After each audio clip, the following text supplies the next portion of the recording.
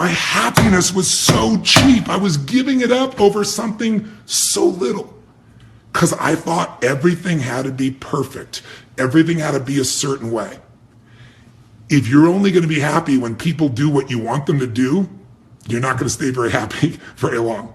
If the only way to be happy is if you do things perfectly, you're not going to be happy. And why does happiness matter? Because happiness in your body makes you healthy. Stress does not. Because when you're in a happy state, you can find the solutions. When you're in a happy state, other people want to be around you. It comes from a different place. So what I decided was, I'm going to end suffering as this brain tries to create it. Then I'm going to put my heart in charge. How? First step is you have to become aware that you're suffering, because most of us wouldn't call it that. And what is your favorite flavor of suffering? Some people worry all the time. Some people get really angry real easily. Some people feel lonely and depressed or sad about things. What's the one that you've gone to more often than not? And if you can become aware of it, then the next thing you got to realize, we only suffer because we believe our limiting negative thoughts. If you want to free yourself, if you want a magnificent life, if you want a life that is fulfilling, trade your expectations for appreciation and your whole life will change in a moment. See, the reason we suffer is because we obsess about ourselves. We obsess that we're losing something. We obsess we have less of something. We obsess we'll never have something. See, most of us are trying to control everything. Or someone will say, I'm losing control. You never had control. I don't have control. That's in hands larger than ours. But we can influence our lives. Can't control it, we can influence it. And the best way to influence it is be in a beautiful state where your mind and heart work together and come up with answers that you won't get when you're pissed off and worried and scared and concerned or lonely or depressed or angry. Does that make sense? I mean, and also it'll change the joy of your life. It'll change your relationships. Listen to me now. Suffering begets more suffering. When people suffer, they invariably make help other people to suffer. And the only way out, I cannot give you. You are the only person that give yourself liberation. You're the person that give yourself the freedom that you truly deserve. And the way you do it is you make the most important decision of your life tonight if you choose to. So how do we make this real? One, you become honest with yourself tonight and say, I have suffered so much in my life, and when I'm in a suffering state, I can't be present for those I love. I'm not going to perform at my highest level, and I'm sure as hell not going to enjoy this life that is so precious. So I'm ending the suffering. That doesn't mean suffering won't show up. The mind will create something to suffer about, and what you do is you catch it and you kill the monster while it's little. You want to kill Godzilla when he's a baby, not when he's full-grown Godzilla eating your entire life and city, right?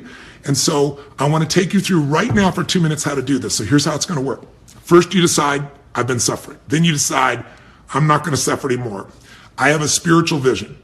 My vision is to live in a beautiful state every day, no matter what. I will not suffer, and I'm going to be grateful for everything I have every day, because here's what gratitude does. The two emotions that destroy our lives are anger and fear. Fear keeps you from doing things, and anger destroys yourself and your relationships. You can't be grateful and angry simultaneously. It's impossible. You can't be fearful and grateful simultaneously. Put both your hands on your heart, close your eyes, and breathe deep in your heart right now. Breathe deep. And feel grateful for this physical heart of ours.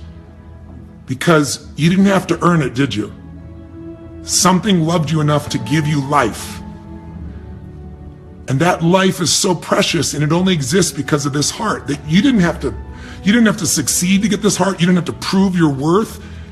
It was given to you. And as long as it beats, you live. And then as you're breathing deep in your heart, I want you right now to think of one moment in your life you could feel incredibly grateful for. Breathe it, feel it, step into it as if you were there. Breathe the way you're breathing when you felt filled with gratitude or joy or appreciation. Feel it. Fill up with the gratitude like you're there. And just enjoy it. Think about how this moment in your life was a gift, a blessing, and give thanks for it.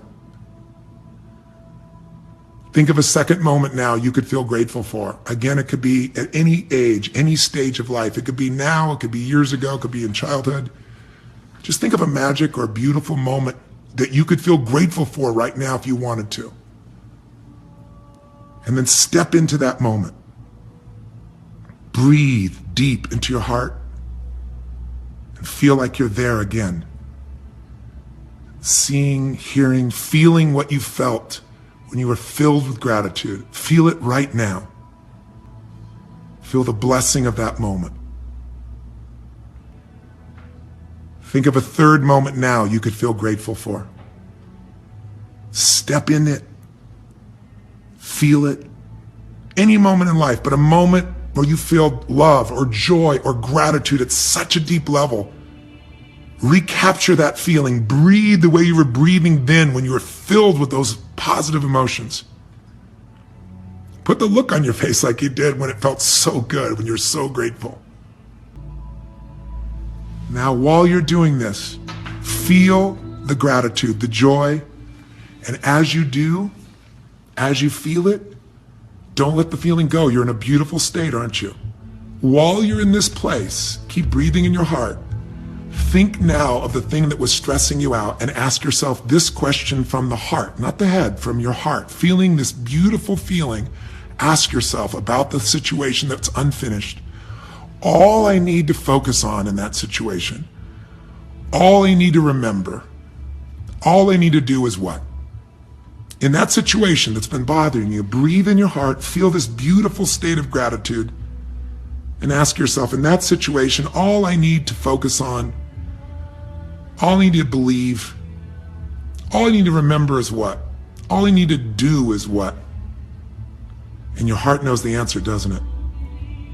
In just a few minutes of being in a beautiful state, you can come up with answers for things that are stressing you. You can get rid of the things that are bothering you, and you can have the beautiful life that you deserve. And we're all capable of it. I'm not saying it's easy. In the beginning, for me, it wasn't a 90-second rule. It should have been a 4-hour rule or a 4-day rule. But the more you do it, the better it gets. It's like a muscle.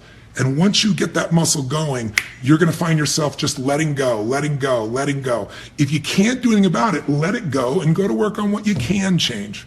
That's what's going to make you feel fulfilled and happy. The real changes that you want will happen in a beautiful state. And if you truly stop the suffering and live in that beautiful state, it'll only happen if you make it a must. And if you get off track and you realize you're suffering, don't beat yourself up. Just go, wow, I was suffering. Okay, let's let go and let's move on. The more you do it, the better you get. The more joy, the more happiness, the more love you're going to experience in your life.